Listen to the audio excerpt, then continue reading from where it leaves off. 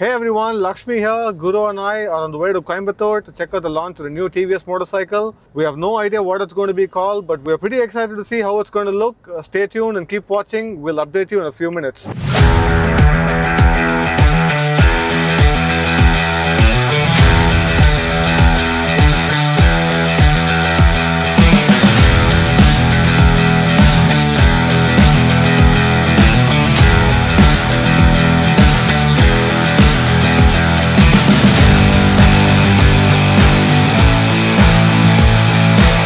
We just had a quick 10-minute stint on the motorcycle. Initial impressions, I would tell you that it's a very free-living engine. It just wants to go, and surprisingly, it's pretty tractable too, even if the gearing is short. And yeah, there are a little bit of vibrations at about 6,000 RPM on the seats and the handlebars, and the quick shifter just works seamlessly from 0 kilometers an hour, doing about 40-50 through some country roads. It worked pretty good. The upshifts, downshifts were very smooth, which I was not expecting. And we still have a lot more to ride. We're going to hit some dirt roads on the motorcycle, and we just have to see how it works around. And one thing, it's very light, it's very flickable, and yeah, we'll go on with the further rides, and then we'll probably come to a conclusion when we head to the track.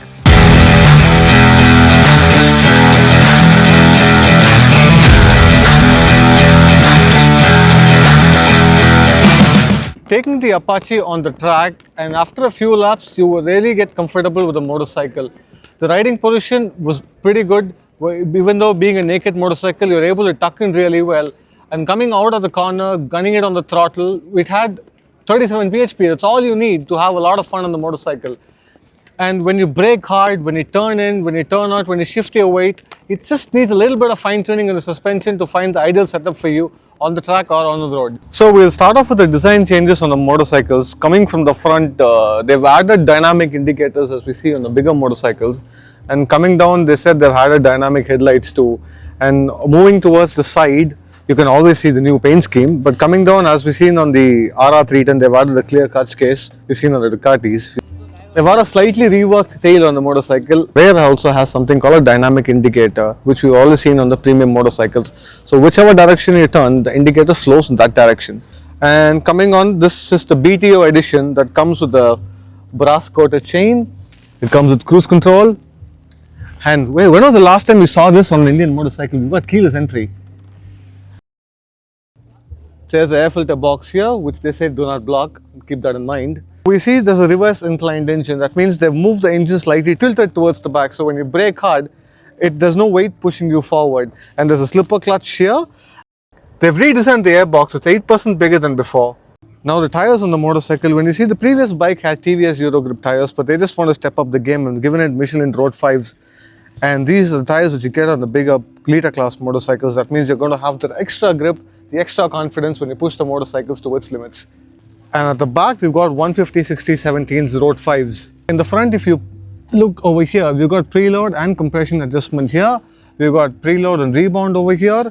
And we've got preload and rebound over here as well, which is fully adjustable. So you can fine tune the motorcycle according to your liking, whether it's going to be on the road or on the track. We've got a bi-directional quick shifter here, which is very seamless on the road, I should say, because we just came back from a ride. What is different on this bike is we've got electronic ride-by-wire throttle, which also has launch control built in. Okay, this bike has now an IMU, which is 6-axis, which measures the yaw, the roll, the pitch. The IMU, what it does is actually increases the safety envelope on the track and on the road. Now coming to the safety features on this motorcycle, we've got cornering ABS on the front and the back.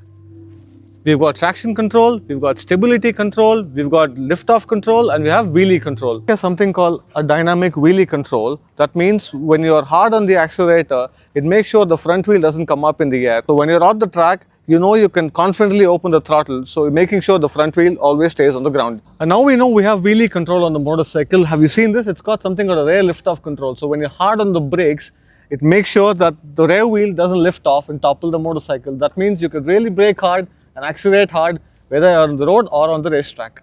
Right now, let's take a look at the instrument cluster and the switchgear on the vehicle. You've got the high beams here, the cruise control switches here, the joystick for your display here, your turn indicators and your horn. Coming to the main display, we've got a 5-inch TFT display. where you can go in. The first thing you see are your ride modes. We've got 5 ride modes in the vehicle, and the display also changes according to your ride mode. Then you've got your trip details over here, you've got your vehicle control, your lap timer, and you go down to vehicle, you've got your performance records, you've got your documents where you can have your license and your RC book on the go, you've got Bluetooth connectivity, you've got maps, cell phones connectivity, and music. Okay, this is the first vehicle I've seen on its class that's got cruise control. It is very easy to operate, which just falls right under your thumb. You got your on-off switch over here, just set speed, reset speed, and it works from 10 kilometers an hour seamlessly. First bike I've seen in its class which has got knuckle guards. It's made out of plastic. I wish there was a little bit of reinforcement with a belt of steel in it, but it offers minimal protection on the roads, and even on a track when you have bike-to-bike contact, you know that you're confident enough that you have some protection over your hands. Coming down to the bottom of the motorcycle, you've seen it's got a trellis frame mounted with an aluminium subframe, which you've seen on the Ducatis, which is made famous by them. The suspension offered on this motorcycle is a KYB adjustable, which has got compression, rebound and preload on the front, and compression and preload at the back. Looks at the Apache RR310, it gives us a very Street Fighter-ish vibes, which I would say is not bad, especially considering the price of the motorcycle, and especially in this red color, it definitely looks like a Desi Street Fighter Ducati. On the way here to coast, we had the opportunity to take the Apache on some bad roads, and I would say as a stock suspension setup that comes from the factory, it was able to handle the roads very well, and you can see all those small rider rates kicking in, trying to keep you safe on the road. Okay, talking about the rider triangle as motorcycle, after riding it about 10 laps on the track, even though it's a short motorcycle, there's enough room for you to move in and out, and me being 5'7", I could easily fit my thighs on the bike and hold it in place, and even if I put my foot down, it's flat, so it's easier to maneuver in slow moving traffic.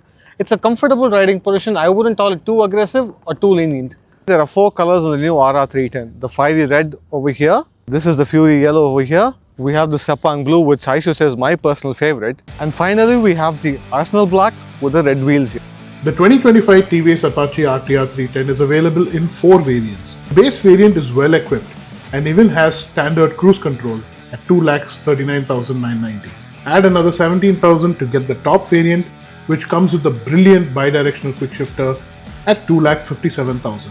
Next up are the 2 built-to-order or BTO variants. There are 2 levels in BTO. BTO 1 is 18,000 rupees more than the top variant at 2,75,000. BTO 2 is 10,000 rupees more than BTO 1.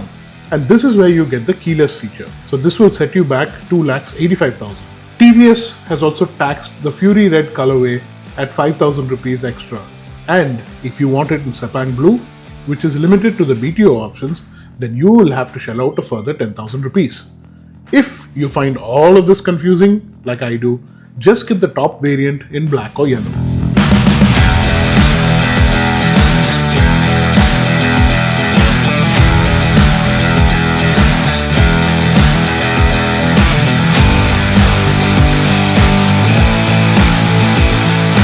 The Apache RR310, the RTR is just a naked version of the motorcycle, but which I think suits my personality more.